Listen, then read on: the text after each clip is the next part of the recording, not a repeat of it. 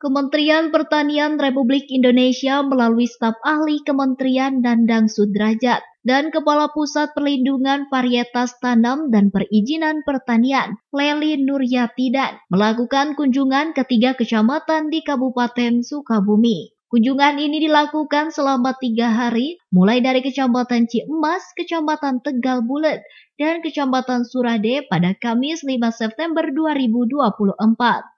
Kunjungan 2 pejabat Kementerian Pertanian RI tersebut dalam rangka monitoring dan evaluasi penambahan areal tanaman atau PAT di Kabupaten Sukabumi, khususnya di 3 kecamatan. Pada kunjungan terakhir yang digelar di kantor Desa Cipendei, Kecamatan Surade, Kabupaten Sukabumi, dilakukan pertemuan bersama sejumlah kelompok tani yang mendapat program bantuan irigasi perpompaan dan pompanisasi dari Kementerian Pertanian Republik Indonesia. Perluasan areal tanam tersebut dilakukan dalam upaya menghadapi El Nino mendatang, yang diperkirakan akan terjadi hingga Desember mendatang. Ini adalah monitoring dan evaluasi.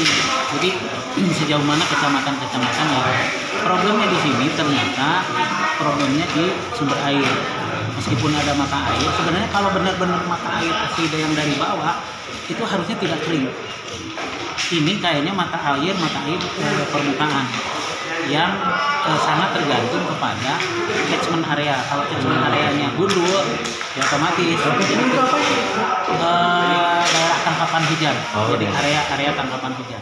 Dalam kunjungannya, Dinas Pertanian Kabupaten Sukabumi melalui UPTD Pertanian Wilayah Jampang Kulon sangat menyambut baik kunjungan yang dilaksanakan di 3 kecamatan di wilayah Kabupaten Sukabumi.